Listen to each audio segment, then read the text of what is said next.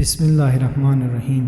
آج ہم سورہ آل عمران کی آیت 61 سے آیت 80 تک اردو ترجمہ پڑھیں گے۔ پھر جب تمہارے پاس علم آ چکا، اس کے بعد بھی اگر تم سے کوئی نصرانی عیسیٰ کے بارے میں حجت کرے تو کہو اچھا میدان میں آؤ،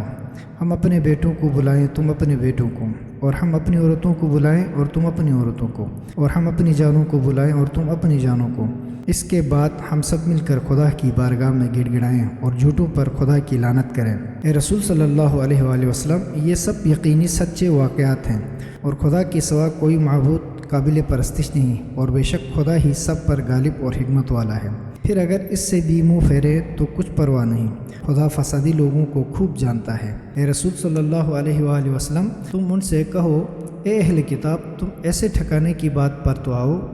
جو ہمارے اور تمہارے درمیان یکساں ہے، کہ خدا کے سوا کسی کی عبادت نہ کرے اور کسی چیز کو اس کا شریک نہ بنائے، اور خدا کے سوا ہم میں سے کوئی کسی کو اپنا پروردگار نہ بنائے۔ پھر اگر اس سے بھی منہ موڑیں تو کہہ دو کہ تم گواہ رہنا، ہم خدا کے فرمان بردار ہیں۔ اے اہل کتاب، تم ابراہیم علیہ السلام کے بارے میں خواہ مخواہ کیوں جھگڑتے ہو کہ کوئی ان کو نصرانی کہتا ہے، کوئی یہودی، حالانکہ توریت و انجیل جن سے یہود و نصارہ کی ابتدا ہے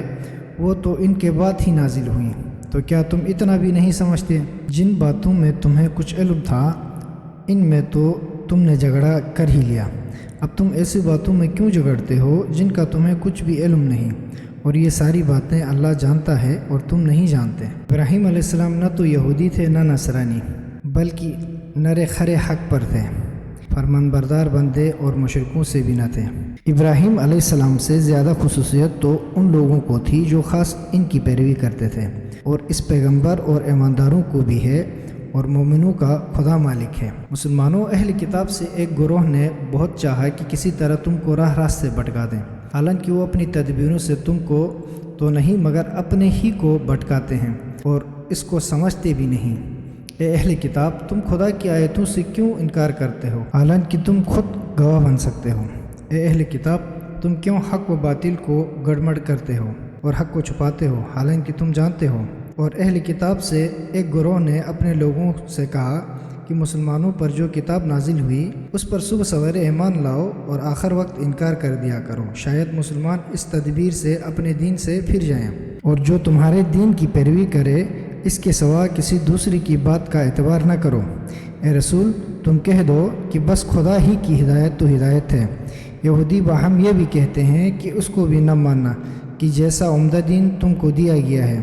ویسا کسی اور کو دیا جائے، یا تم سے کوئی شخص خدا کے یہاں جھگڑا کرے۔ اے رسول، تم ان سے کہہ دو کہ یہ کیا خام خیال ہے، فضل و کرم خدا کے ہاتھ میں ہے، وہ جس کو چاہے دے، اور خدا بڑی گنجائش والا اور ہر شے کو جانتا ہے،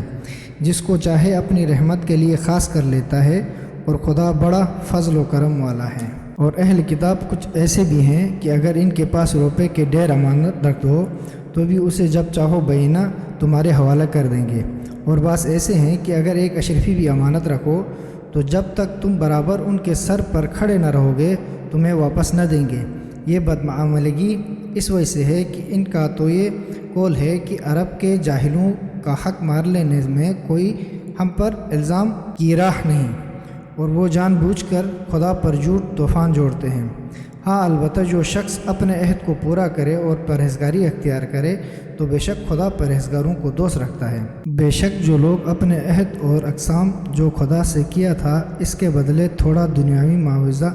لے لیتے ہیں، انہی لوگوں کے واسطے آخرت میں کچھ حصہ نہیں، اور قیامت کے دن خدا ان سے بات تک تو نہ کرے گا نہیں، اور نہ ان کی طرف نظر رحمت ہی کرے گا، اور نہ ان کو گناہوں کی گندگی سے پاک کرے گا، اور ان کے لیے دردناک عذاب ہے۔ اور اہل کتاب سے بعض ایسے ضرور ہیں کتاب توریت میں اپنی زبانیں مروڑ مروڑ کے کچھ کا کچھ پڑھ جاتے ہیں تاکہ تم یہ سمجھو کہ یہ کتاب کا جز ہے، حالانکہ وہ کتاب کا جز نہیں، اور کہتے ہیں کہ یہ ہم جو پڑھتے ہیں خدا کے یہاں سے اترا ہے، حالانکہ وہ خدا کے یہاں سے نہیں اترا، اور جان بوجھ کر خدا پر جھوٹ جوڑتے ہیں۔ کسی آدمی کو یہ زیبا نہ تھا خدا تو اسے کتاب و حکمت اور نبوت عطا فرمائے اور وہ لوگوں سے کہتا پھرے کہ خدا کو چھوڑ کر میرے بندے بن جاؤ، بلکہ وہ تو یہی کہے گا کہ تم اللہ والے بن جاؤ، کیونکہ تم تو ہمیشہ کتاب خدا دوسروں کو پڑھاتے رہتے ہو اور تم خود بھی سدا پڑھتے رہتے ہو، اور وہ تم سے یہ تو کبھی نہ کہے گا کہ فرشتوں اور پیغمبروں کو خدا بنا لو، بھلا کہیں ایسا ہو سکتا ہے کہ تمہارے مسلمان ہو جانے کے بعد تمہیں کفر کا حکم کرے گا؟